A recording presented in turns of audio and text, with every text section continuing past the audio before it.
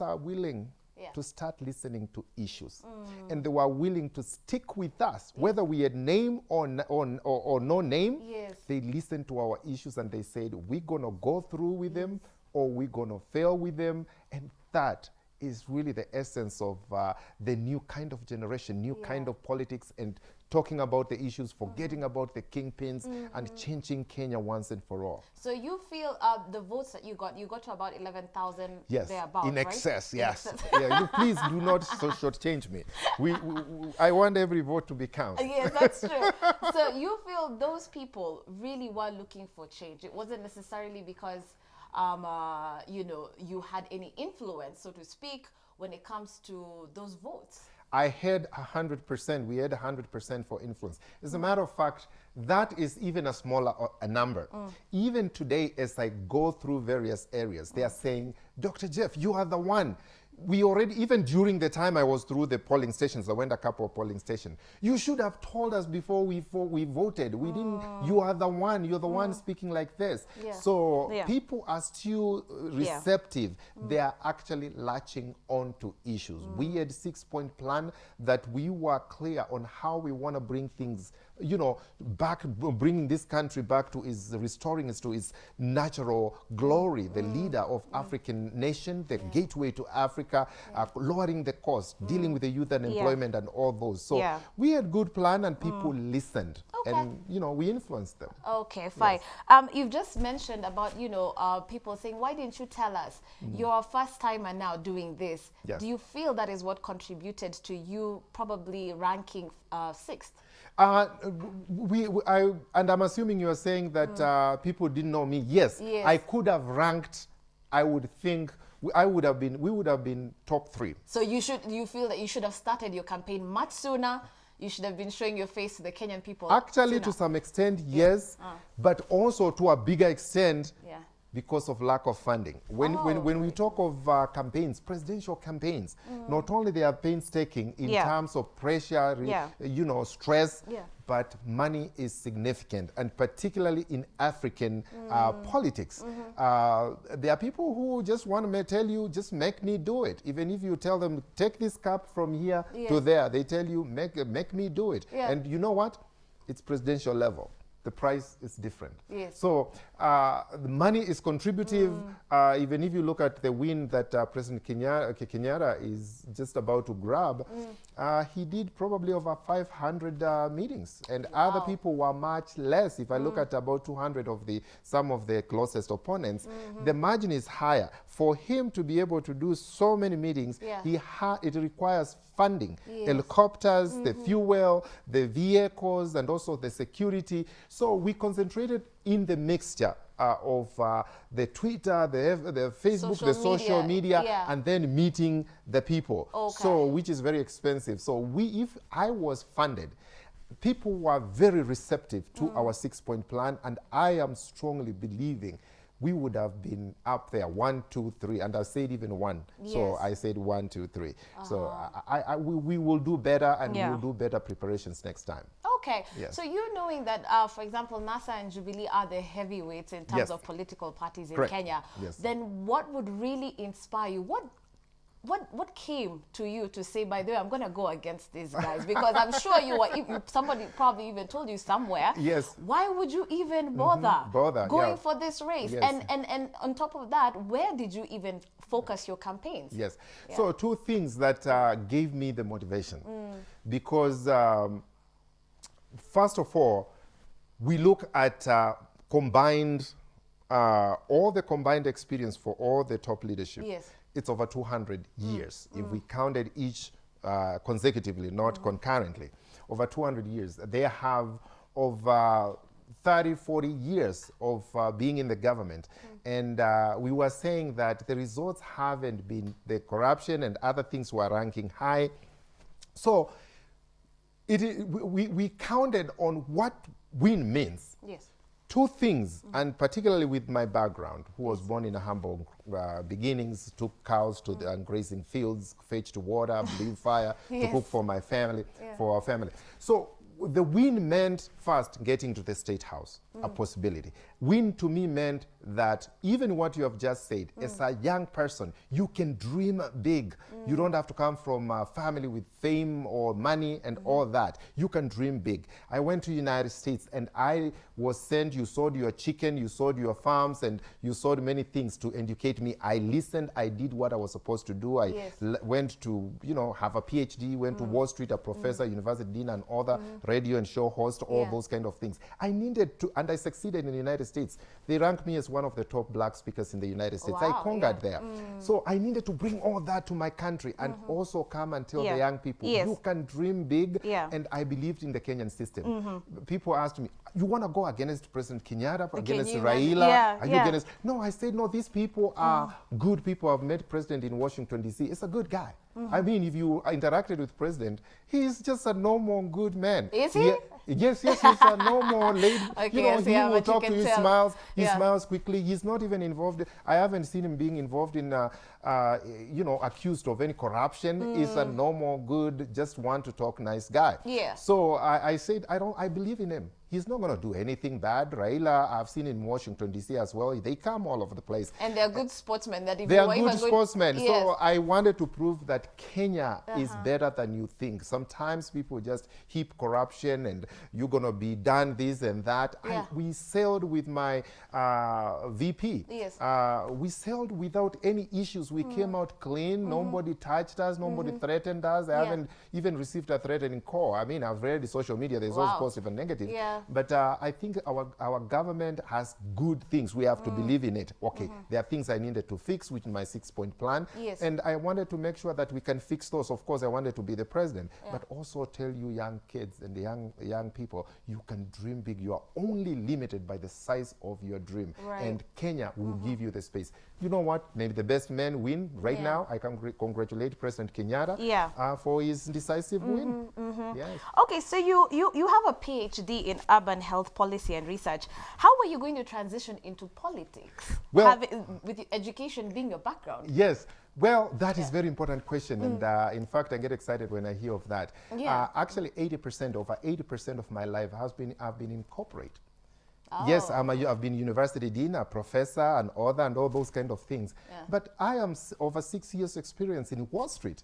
You don't walk in Wall Street. They choose the best of the best in the world. Oh, you don't just waltz in. No. I went to top schools in the world. I went to Rutgers University. By the way, I'm not just in urban health policy and research. My bachelor's is finance and economics. My master's is finance and economics as well. Then before I went to medical school for 5.5 years to do urban health policy and research. So I'm multi-talented and I've done all that. And so how I was going to transition, I have consulted with governments like Nigeria. I have given them advice. And if you go to YouTube, you see me training Nigerian folks. I have done a lot of work for business consulting, the only scientific consultant for the state of New Jersey. That is the first world, almost 3 times the economy of Kenya. And I've handled that, interacted with serious people. I was Obama campaigner in my region. We had so many volunteers. So if I have done all that and created policy with Wall Street and worked as a training manager in very different places, I did not just because I came to Kenya start from the beginning again. I needed to continue to give them what you sent me to do, to continue in Kenya. And the best place I could change the policies, change the people's lives was at the presidential level. I had reached that level. Wow, great. Okay, so let's talk about the events this week. Do you think there is anything you could have done to improve your ratings with the Kenyan people when you in hindsight? Do you think there's anything you could have changed in your campaign, in your policies, in your manifestos that could have probably increased your votes? There is much. I should have put a fundraising team better. Which was a big hindrance, but now we know better. But also, I could have met the people on the ground more, which also goes back to funding. My manifesto needed to even touch more onto the regular people. Sometimes we may have, I may have gone with my fellow intellectuals where we debated issues at a high level. But you know, maybe 80–90% of Kenyan people are just the regular people who are just looking to make ends meet. And I wish I could have addressed that more. Just the water, lack of water, just lack of toilets, just carpenters. How do you get carpenters to do their work? If I visited those places, of course, security would have been still an issue, but touching that more is just touching the heart of Kenyan people. I would have touched more. All right. All right. I want our producer to take us to a short break. Remember, in studio, we're talking to Dr. Japheth Kavinga, who is an independent presidential candidate who has conceded defeat and is in studio to tell us what's next, to tell us all about his experience. And we'll be back with more on that.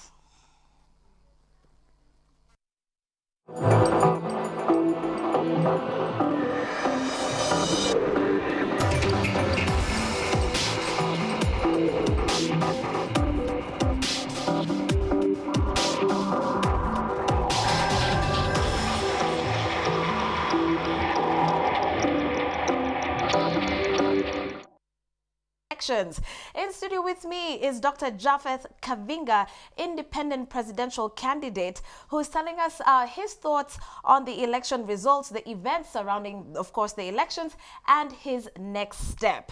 Now, there has been some anxiety in the air about, of course, the results, but at the same time, a lot of excitement for some candidates across the board who have soared through to victory. And we also do have a number of candidates who have conceded defeat and wishing leading candidates all the best. For example, in Kiambu County, Governor William Kabogo conceded defeat to Ferdinand Y254 of Jubilee, who received 738,000 votes. And we also do have Kabogo receiving 198, there about 1,000 votes. And of course, Kabogo says that he will be willing and ready to assist Y254 in office.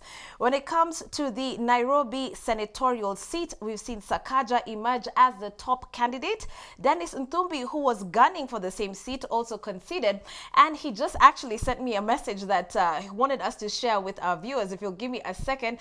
He says, "Dear team, I take this opportunity to thank God for everything. I also thank God for you and truly appreciate you for believing in me. I cannot thank you enough. I have contacted Honorable Sakaja to wish him well as the next senator of Nairobi and other candidates for being formidable opponents. I have also contacted the CRO Nairobi County and congratulated him for a fairly well done job rather." And he says, "Thank you so much, Y254 family." Wow. Dr. Japheth. Yes. You did the very same thing. You went on national television and you conceded defeat, wishing Uhuru Kenyatta the best. You didn't feel that was too soon? Why so soon? Well, when it comes to leadership, judgment is of ultimate importance.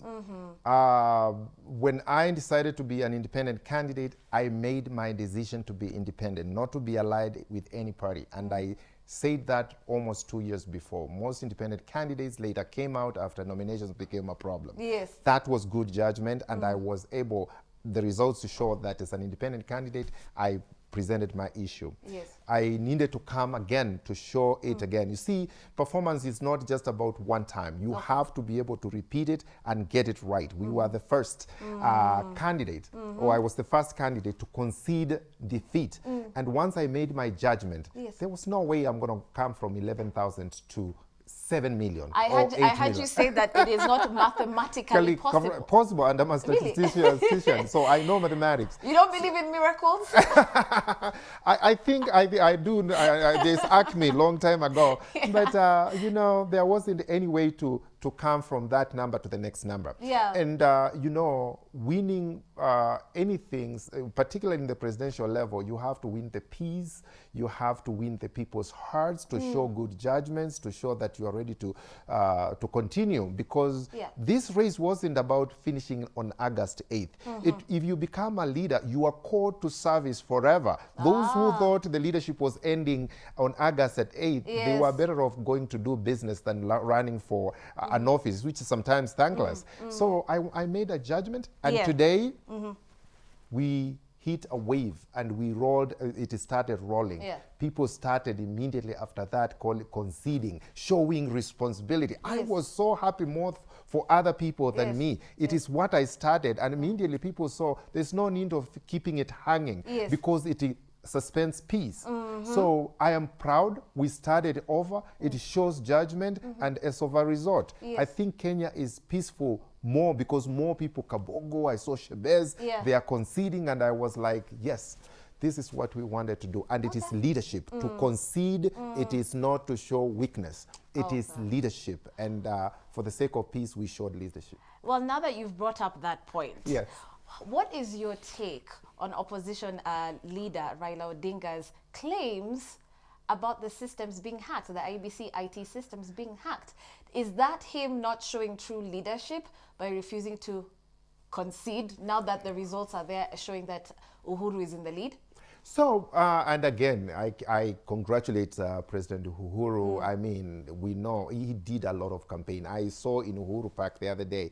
The man, even you can see, is tired. It was almost towards the end. He the did campaign trail. Yes, it was a lot with his deputy Ruto. These people spoke and they never lost voice. I'm even giving them a lot of respect, because to finish a presidential candidate itself is very stressful. But I said one of the things when I was conceding is that the irregularities, the things that were more common were bigger. The numbers were bigger.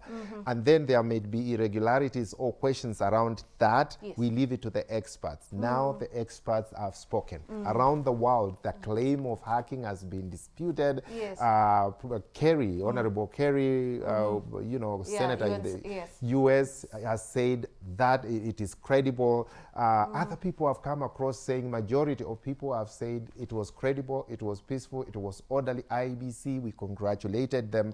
So now, and you know, I wouldn't want them to push him too much, because he needed to go through the process and also making sure his doubts are cleared. So we respect that, and the experts that we wanted them to speak, they have spoken. So I'm asking all the other candidates, and I congratulate Uhuru, also went yesterday and he conceded to come and concede. I have heard others have been conceding.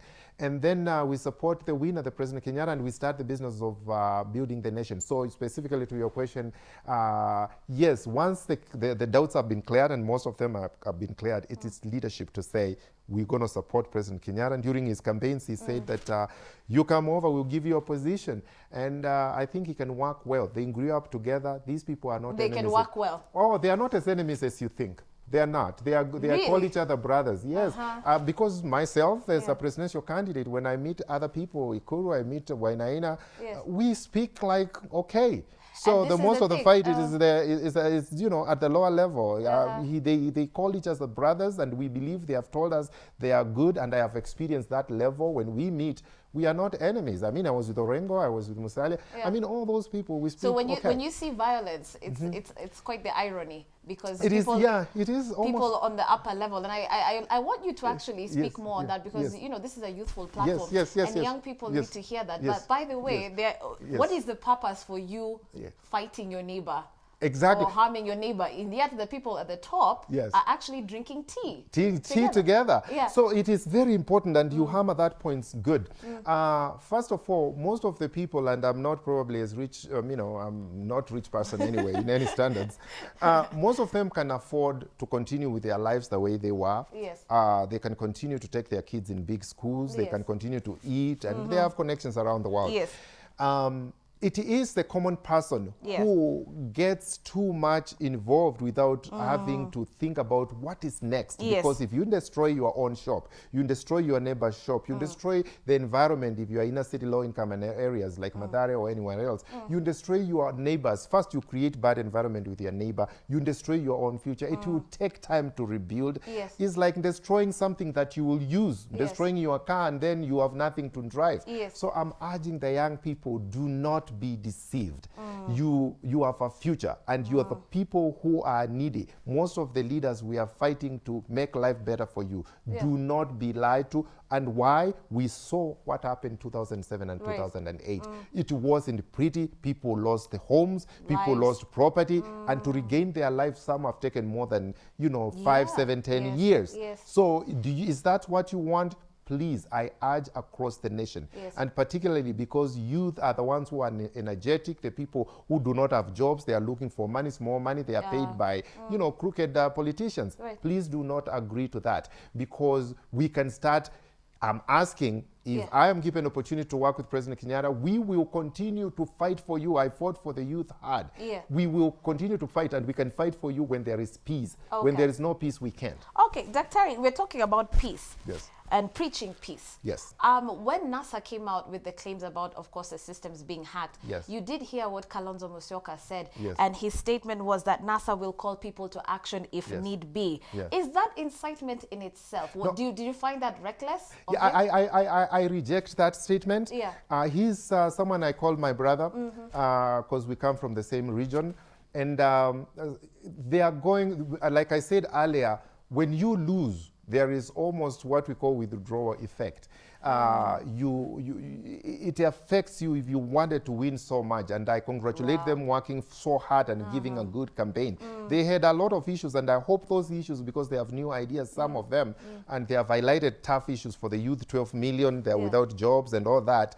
Those things, if President Kenyatta takes over, he will be able to include those, including those ideas we have brought in. But I heard him only once say that, but any claims that of mass action, we saw what happened when you call mass action. There are people who are idling around without jobs, and they can easily fall into that. We want to be more responsible. I ask those statements not to be, repeated again. And he's a good man. He just worked very hard. And sometimes they may go overboard, but claims of mass action, going overboard, they are not necessary right now. We need to maintain the current peace. Okay. Do you predict a rerun if, assuming NASA say no and stick to their guns and say, I don't care what you people say, and eventually? Direct answer is no. The margin, the reason, one of the reasons there's peace right now. And also, I will tell you, anybody calls mass action, it's not likely to happen. I can tell you right now. It may be all elections around the world. There's usually pockets of, disruptions in the United States, in people slapping each other here and there. But there is not going to be, violence. And I can tell you the reason why I don't foresee.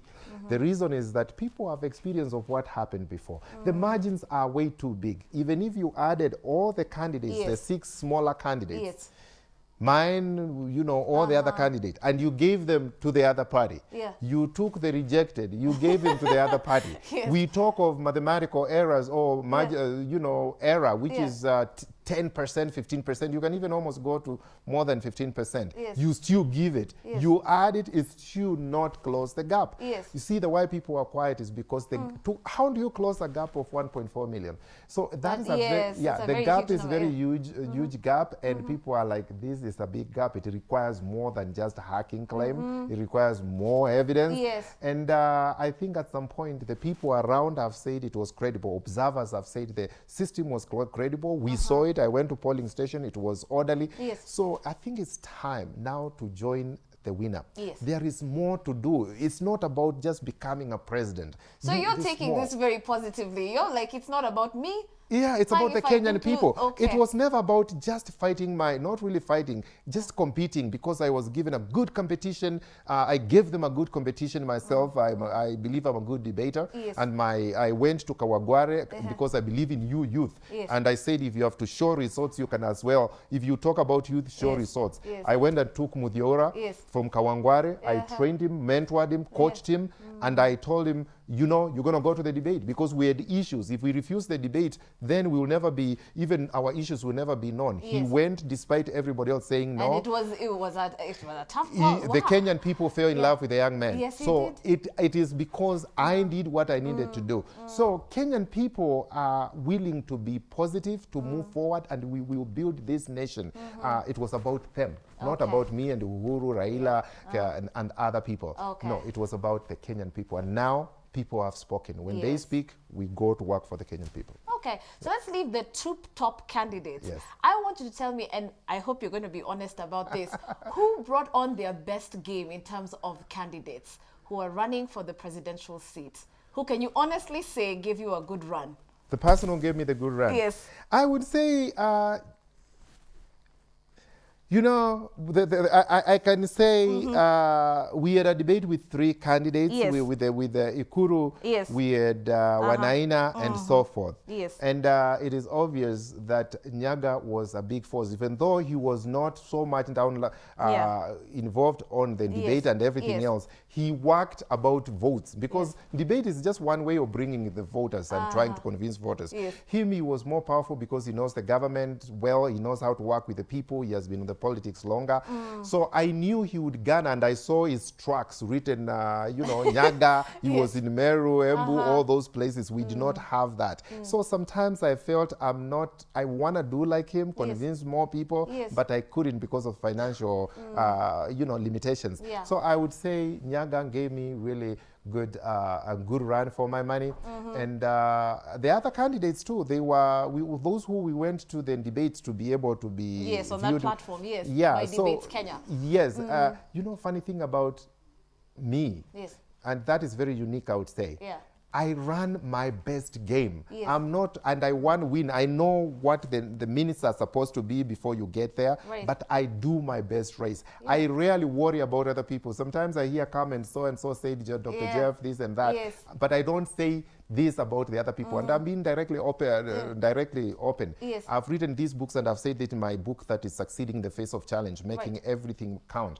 I ran my race knowing I'm running against time. I wasn't just running against the people. So that, if you hear a candidate talking about other people, that also shows that you are scared of other people. I wasn't scared of no one. I wasn't scared of Kenyatta. I wasn't scared of Raila, not Uhuru, not Nyaga, not anyone. I was running my best game, and I was confident. I knew my stuff, and like here, we can talk 9 hours because I mastered my stuff. I can see, you've got them on your fingertips. I know one question, because, you know, of course, we let our audience know that Daktari is coming to studio. And one of the questions that young people want to know, because you are inspiring them to dream big. So if I really want to gun for that top seat, what is someone looking at? Where do they start from in terms of financial budgets? Because this is something that is very unattainable. If you of all people can bring finances as one of the top issues in your campaigns, what is someone going to work with? Beyond finances, and that is what have made us successful, me and Muthiora. It is, you have to master issues. 5 years ago, I came to this nation to understand the challenges, the aspirations, the dreams of our people. But I wanted to change them. Instead, because I listened to them, they changed my mind. Our dreams merged, and we needed to start finding ways to change the people's, you know, the Kenyan issues, and for them, for betterment. I wasn't even running for president. I wanted to find where I can lock in. 2 years March later, or 3 years March later, that's when I started thinking about running for president, because I brought even all the youth at Kasarani under the umbrella of GROW, which is Generation, riding on wisdom on January 21st of this year. So one thing the young people need to do beyond the money, first, to understand clearly the issues of Kenya. And you know, I'm sure you are part of the media, WhatsApp, all that. If they talk, they know I have my issues on there. I mean, it's hard to crack my sphere of the issues. I mastered my issues. Then the second thing is the money. You need to find different kind of ways to raise money. Explain your issues to the people who can produce the money. We didn't get enough time, and it requires money for a long time. So they need to start making decisions now for 2022 without fearing. And then they start looking for ways of how to set up a good fundraising from the beginning. Even if you don't fundraise now, you set the structures ready. So all you need is to turn on the switch and boom, they start financing you, because you have to convince them. You see, financing, to raise money, for you to give me money, you must be convinced I will use it correctly, I will win. So your job right now is to convince people who can produce or who can fundraise for you or who can donate for you that you are worth it.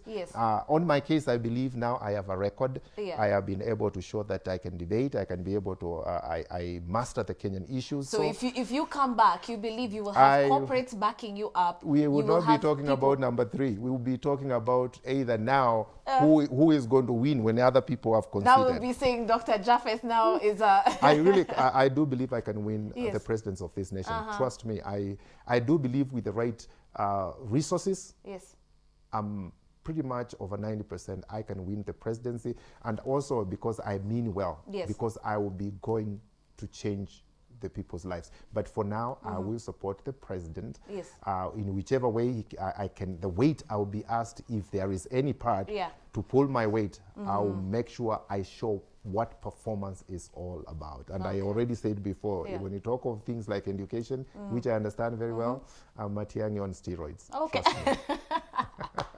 That statement, my God, Matiang'i on steroids. All right. I understand that. Well, we do like your youthful appeal, and also because of your running mate, Eliud, who is inspiring quite a number of people. I think he really did win Kenyans' hearts, and you know, his humility is really what's getting people all charged up. But what is your take on this shift that now people are putting trust not only in female candidates, but much younger candidates? For example, you have the 23-year-old independent candidate in Igembe South who actually bagged the MP seat and is a student at Mount Kenya University.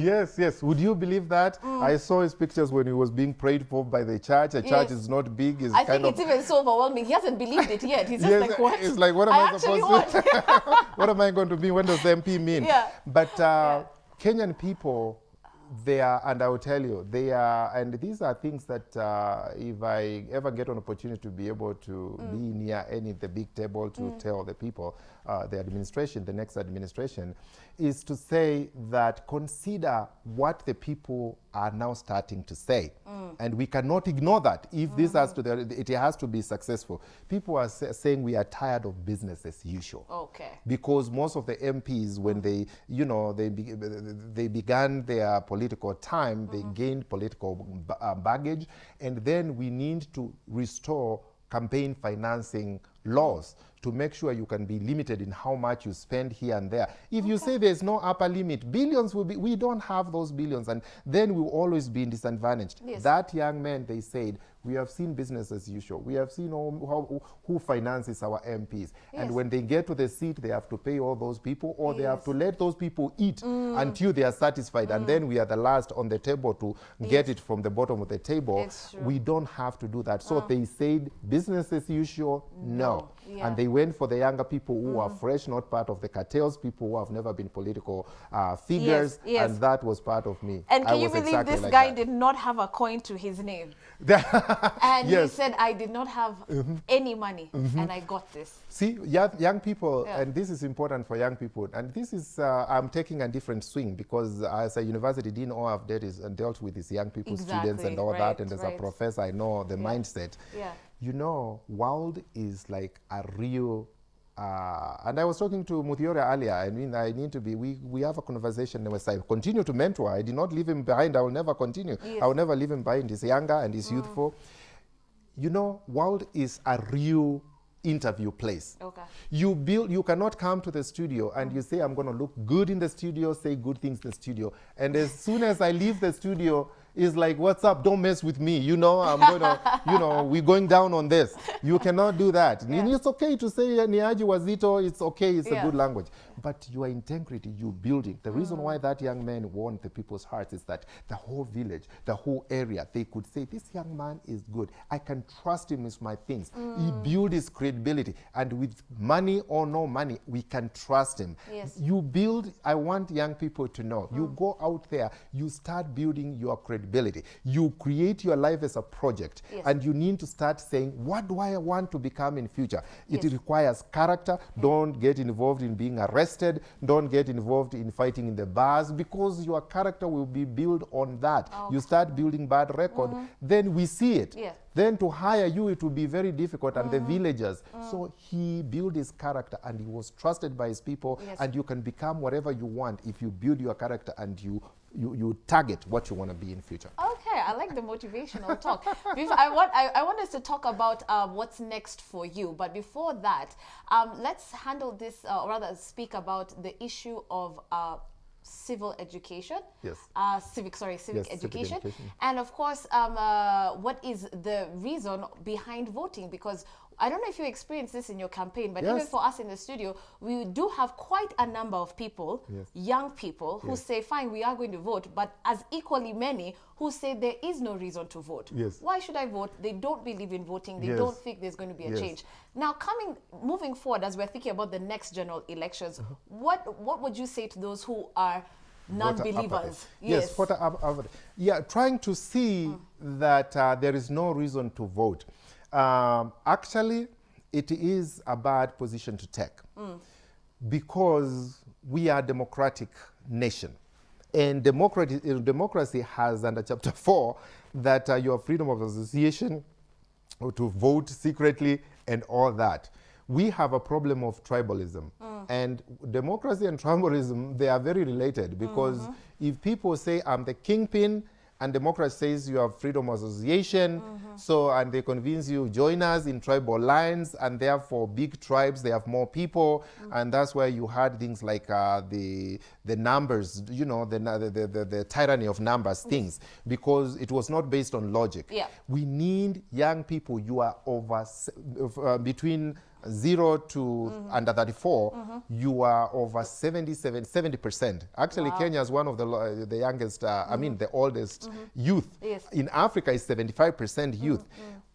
And we have a big number that can vote. So we can change, they can actually change the course. They can actually elect a very youthful president if they wanted, if it's within the constitution. Yes. So they don't see the potential. They don't see the potential. I'm telling them they are bigger. Kind of power that we don't see the potential. There is an elephant in them and a monster in them. If that is brought out, and they know that if they participate, they change the course of this nation. Quite frankly, the older generation, they are scared of youth people like hell. Really? Because if they realize what they can do, these youth will change the course of nation, and they will be left, you know, with their mouth open. They don't even know what happened. Yes. So I want them to know that they can participate. Yes. They have a lot of potential to change the course of this nation. And guess what? Given the population level, who has the biggest stake in the future? Absolutely. They must take responsibility of their future, create it, participate. They are the ones to live it. And if they don't make the decision,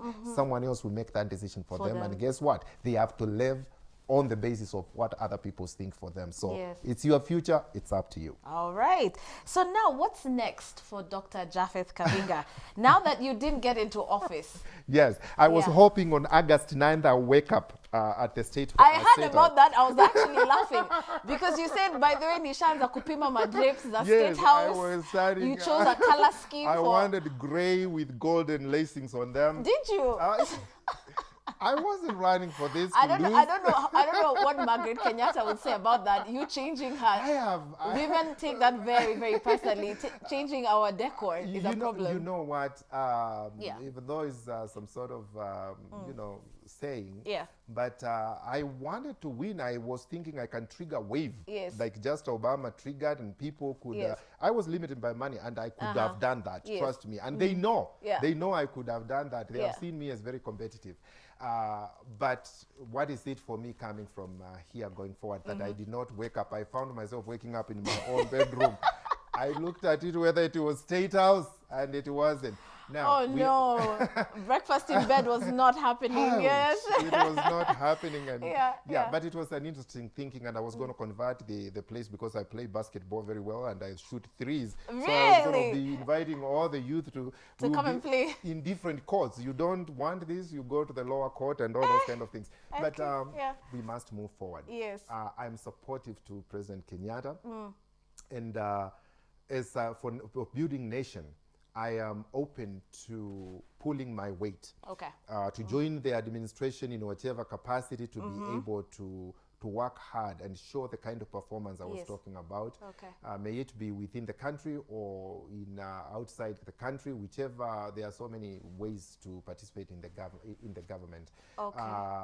But I would like to support him, and we move this country forward. So I am ready for duty. It was about leadership. It was never about me. Yes, but now there's talks of you going back to the US where you have been based.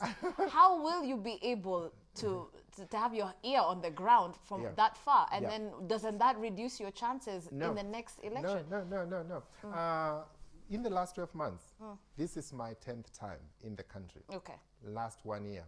So almost every month I was here for almost 1.1 day. Yes. I campaigned different. I needed, actually, which shows the amount of passion I had. I mean, because even to land in the country is 200,000 just for fare alone. Yes. And I paid that from my pocket every 10 times. I am constantly here with a lot of groups like Grow Generation, Generation, in taking their responsibility. Yes. I have worked with people locally, like I've mentored and trained. Muthaura is not the first person I train and mentor. Ikodida, those are people I know. They have taken me to Mathare, North Valley, and all that. Esther Liana, gospel singers. We have worked with those people. So I'm on the ground entrenched with actually programs that I do down here. I'll continue to come now. Specifically, if the government called me for a specific important role, I will relocate just to be permanently here. Quite frankly, I mostly live in Kenya. I just go to work in the United States and come back here. Yes. So it is just a far distance location, like the way you go to Shago. I just go to work in the US and come back. So it will not reduce anything. I will continue leading the people who are watching from Mathare North, Kibera, Niaji Wazito. You know what? I will never leave you behind. I will always walk with you. So there's nothing that changes. If it's ambassador position, if it's CS, it's local. If it's ambassador, it's international. It could not even be in the US. It could be in China. I am ready for duty. I will go if I am sent. So I want you to confirm right here on Y in the Morning on Y254 that Dr. Japheth Kavinga will be running for ...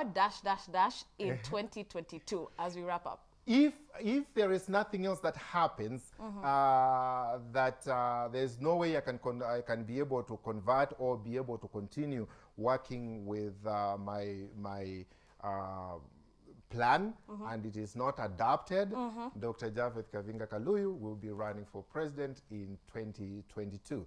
But now that is dependent on those items. If they are able to be implemented, then I can make that decision much later. But if it's not implemented and it's not being pushed forward, and the only way to push it forward is to run for president, 2022, we are ready for duty. All right, Sawasa, I want you to give your message to your fellow candidates who've been in the race, those who are also in different positions. What is your message to them, both those who are in the lead or who have lost, whatever you want to term it as, and of course your final message to youth as we say kwaheri? Yes, well, my fellow candidates, first of all, it is with great humility that I have to say I have a lot of respect for you, and thank you so much for giving a spirited competition. I felt it, and I'm sure you felt mine. But now we have reached to the end of the campaigns. The people of Kenya have spoken. We expect the results to be announced later today. What I'm asking is to be more aggressive for the sake of peace. One running denominator that should be running all the time is peace. Because even if you win and there is no peace, the climate the government is not governable. So peace must be pushed further, and I'm asking from Uhuru, Raila, Jirongo, Wainaina, Ekuru, Dida, all of you to get, whenever you get an opportunity to speak, please call for peace and show the reason why. Peace is not just peace, the reason why. The peace is important so that we can govern the next 5 years in a peaceful manner and increase our development. Now, to my fellow Kenyans, the youth, first of all, thank you for giving me the opportunity to run for the President of the Republic of Kenya. You were there when I even was thinking about it. You were with me when I planned it and later launched. And I said that I can fearlessly go after it. And finally, we have proved you can be from nameless family without money, and you can actually dream big. I did it. Please follow the cue and dream big. Thank you, youth. Everywhere around the country, you gave me the motivation. You held my hand and Muthiora Kariara, and I showed you that I will not leave you behind. I did not have to go to Lavington to find a youth.